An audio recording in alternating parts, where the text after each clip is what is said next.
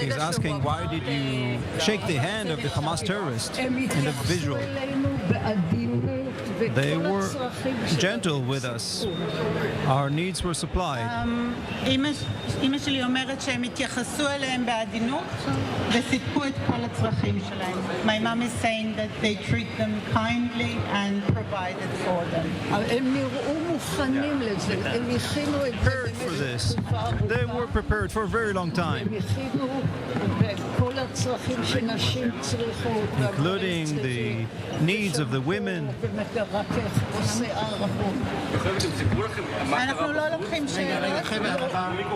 We will not take questions.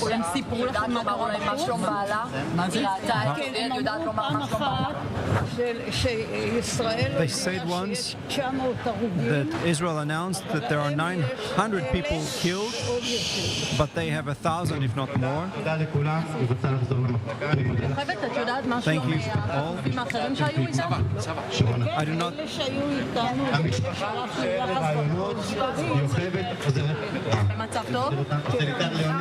I only know about the group that was with me in the room.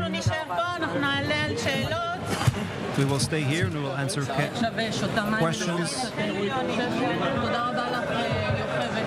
Thank you, Yocheved.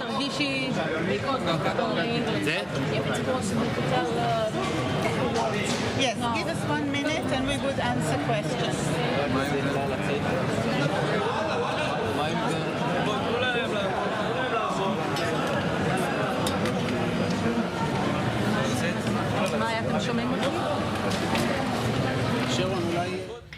We were just watching a live presser from the Ichilov Hospital in Tel Aviv.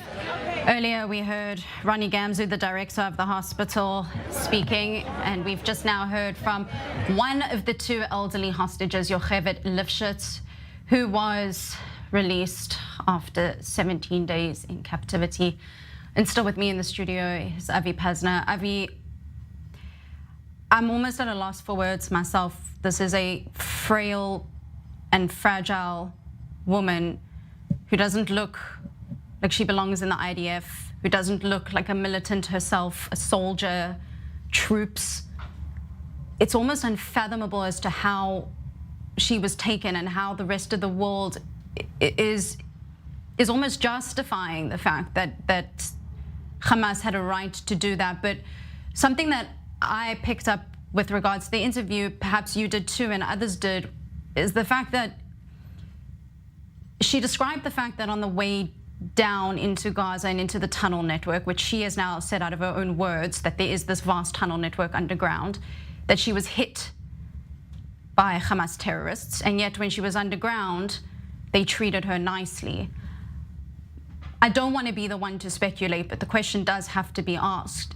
Is there a possibility that other hostages' lives could be at stake based on what she was saying to the press? Because from the atrocities and the brutality that we've heard from Hamas, treating them nicely just doesn't quite add up. You know, Batya, I was quite shattered when she told how she was abducted. She's 85 years old, okay, on a motorbike, with somebody beating her all the way to Gaza. I mean, what wrong did she do? Why was she beaten? And I think, I don't want to say, but if this is what they did to an elderly lady, what do they do to younger women? Or to children? To toddlers. Toddlers, they have 2 years old, 3 years old. I mean, it's incredible that an organization should take that kind of people as hostages.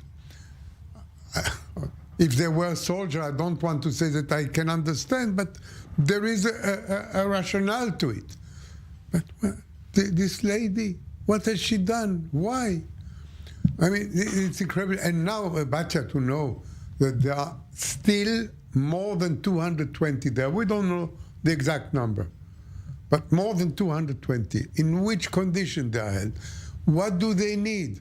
Now, what we have discovered through what she said, that they are hidden in the tunnels. They are also in the tunnels. But some of them, and again, I don't want to speculate, but she mentioned that some were separated. Could this be, and I tread lightly saying this, but could this perhaps have been a control group of people that were treated relatively nicely, given food, given medical supplies, that were different to the rest of the groups for the purpose of knowing that some of these elderly, possibly even children, American citizens would be released and then wouldn't really have anything negative to say about their captors? Certainly, it's a possibility, because Hamas, I think, planned that well ahead, and they have such a number of hostages that they knew they would release some of them, like they did. 4 were released, okay? Women were released. So it's very possible that they are treated in a certain way, and that younger people are treated in completely another way, let alone soldiers. So it's perfectly possible. And you said a word which really sent shivers through my back. They were separated. You remember in World War II that Jews were somehow separated from their families? Selectia, the selected for death or for life. Did something similar happen there? At least as far as the treatment is concerned, or the conditions in which they are held. It's a terrible situation, but terrible situation. I want to point something out. Someone asked her a question that our guy Azriel translated about why those viral images of her shaking the hand of the terrorist, her captor. And I want to just remind our viewers something as well, perhaps, that needs always worth mentioning. Her grandson, Daniel Lifshitz, has been on the channel a few times. We've spoken to him prior, obviously, to his grandmother, Yocheved, being released from captivity. And he's spoken extensively about the fact that his grandparents are peace activists, that his grandfather often fetches or picks up sick children in the Gaza Strip from the Erez crossing and drives them to hospitals in Tel Aviv, like the Sylvan Adams Hospital, for these children to get medical care. How is this not the story that is being, apart from them being innocent civilians, elderly ladies, these are peace activists that are standing on the side of the Palestinians? Yes. When people say that they support the Palestinians, do you understand what it is that you're saying? And this is their reward of being peace activists, that they are being taken hostages, and she is released, but her husband is not released. The one that you say take children from Gaza to the hospital, he is still in the Hamas jail. For the Hamas, there is no difference, Batya. Being a peace activist or being a right-winger, you are an Israeli. You are a Jew. This is what is important for the Hamas. Nothing else. Not what you do, not what your ideas are, not what your politics is. Do you love Palestine? It doesn't. You are a Jew, so you are subjected to that kind of treatment. I'm happy she came out alive, because at that age you are so fragile. I can imagine how she felt. I'm happy for her. And I hope that her husband also will make it. Her husband is elder than she is. I hope that he also will make it. But look at the inhumanity of the Hamas.